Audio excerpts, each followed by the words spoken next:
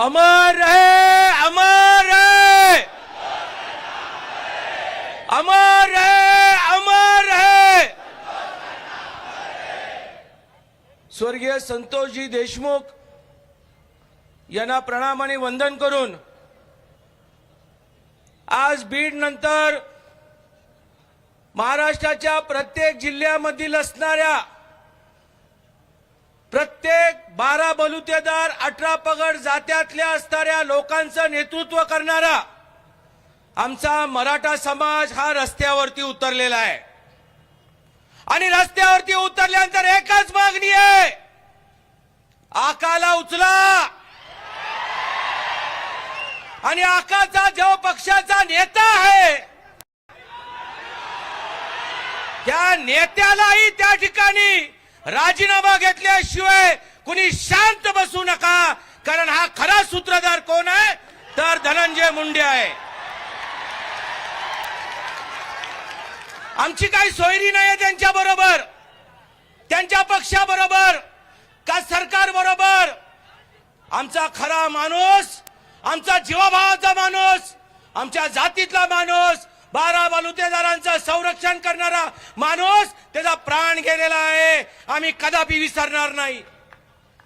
राजकारणामध्ये अरे फडणवीस साहेबांचा जिथे मुलगा असलाय आणि काय दरवेळेला लोक आमच्या कामाबद्दल संशय व्यक्त करतात।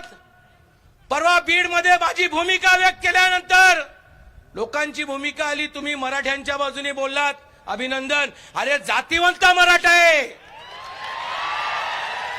एखादा चाकू काढून जर रक्त काढलं तर अण्णासाहेब पाटील आणि 96 कोळी मराठ्याचंच रक्त दिसणार आहे। नेता कोणी असला आणि नेता उद्या जर आमच्या समाजाला वाचवू शकत नसेल तर नेत्यापेक्षा समाज मोठा आहे, हे जाहीरपणे आम्ही तुम्हाला सांगतो। परवाचं आमचं भाष्य झालं, थोडक्यात बोलून गेल्यानंतर काही सूचना आल्या। आज व्यासपीठावरती बोलणारी मंडळी सगळ्यात जास्तपणे बीडचे आमदार बोलतात, कारण बीडमध्ये काय परिस्थिती आहे हे परभणीकरांना माहित नसेल। पण बीडची जी कळकळ आहे, हा जो गुंडाराज आहे, हा एका विशिष्ट असणाऱ्या नेत्यांचा जी दादागिरी आहे त्याला आम्हाला घरी पोहोचवल्याशिवाय राहायचं, शांत बसायचं नाही, ही महत्वाची भूमिका आहे। आज माझी सर्व महाराष्ट्रातल्या मराठा बांधवांना, सगळ्या 12 बलुतेदारांना एकच विनंती आहे, प्रत्येक जिल्ह्यामध्ये हा वाल्य निर्माण झालेला आहे। प्रत्येक जिल्ह्यामध्ये आहे, तो कुठल्या जातीचा आहे, कुठल्या धर्माचा आहे, कुठल्या पक्षाचा आहे हा न पाहता राज्याच्या मुख्यमंत्र्यांनी आणि गृहमंत्र्यांनी अशा प्रत्येक जिल्ह्याच्या वाल्याला त्या ठिकाणी ठेचून मारलं पाहिजे, एवढी माझी विनंती आहे। एक मराठा म्हणून माझी जबाबदारी आहे, एक महामंडळाचा अध्यक्ष म्हणून जबाबदारी आहे की भविष्यामध्ये याच मराठवाड्यामध्ये खास करून बीडमध्ये आम्ही महामंडळाचं विभागीय कार्यालय काढू आणि मराठा समाजाला व्यवसायाच्या निमित्ताने मोठ्या प्रमाणामध्ये ताकद देऊ। आता शांत बसणार नाही।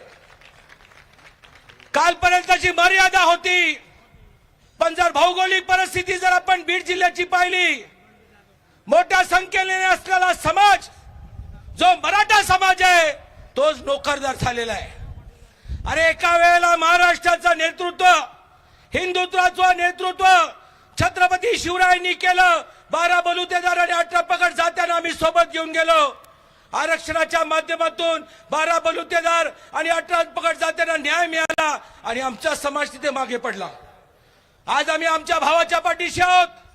यानंतर कुठली घटना घडू दे, नरेंद्र पाटील या व्यासपीठावरती अण्णासाहेब पाटलांचा मुलगा आणि एक मराठा म्हणून सोबत राहील, एवढंच बोलतो। आणि महाराष्ट्राच्या मुख्यमंत्र्यांना विनंती करतो, संदीप भाई, हा धन्य बस,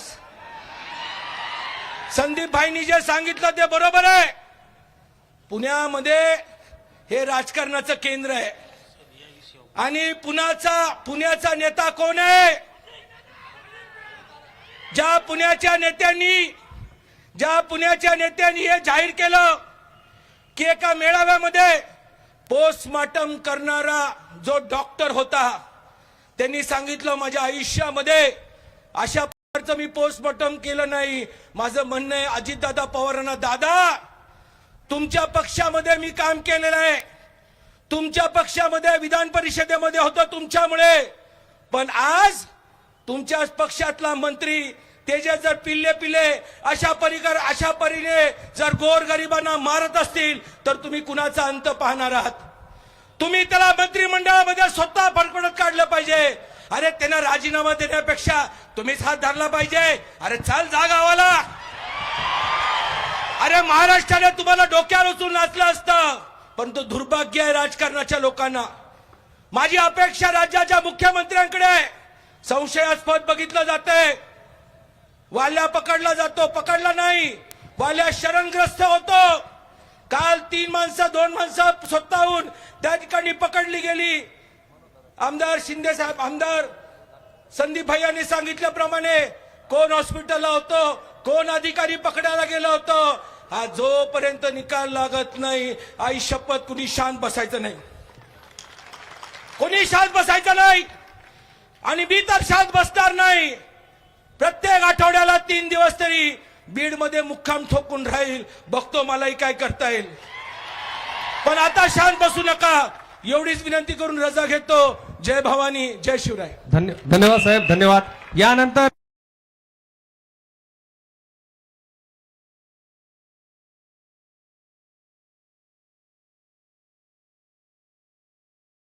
आपल्या जिल्ह्याचे माननीय खासदार संजयजी जाधव साहेब ते आता या मोर्चाला संबोधित करते आणि खासदार साहेबाच्या नंतर माननीय सुरेश अण्णा धस या मोर्चाला संबोधित करते.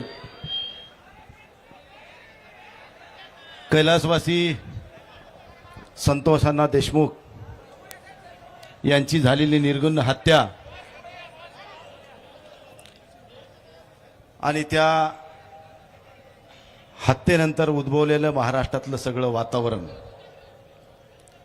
मित्रांनो लक्षात ठेवा, एखाद्या राजकीय वैमनस्यातून, जुन्या काहीतरी कौटुंबिक कलहातून, जमिनीच्या पैशाच्या व्यवहारातून, एखाद्या अनैतिक संबंधातून अशा घटना घडत होत्या पूर्वी. कधीतरी ते आम्ही ऐकत होतो, पण फक्त भाईगिरी करायसाठी जर एखाद्या निर्गुणपणाने एखाद्या सामान्य नागरिकाचा खून करणं म्हणजे हे माणुसकीचा खून झाला, हे लक्षात ठेवा. अशा स्वरूपाचे खून करून राजकीय पोळे भाजणारे हे लांब नाहीत, आपल्या शिवशेजारीच आहे, ते लक्षात ठेवा. संतोष देशमुख असा पुन्हा होणार नाही याची काळजी आपण सगळ्यांना घेणं हे आता काळाची गरज झालेली आहे.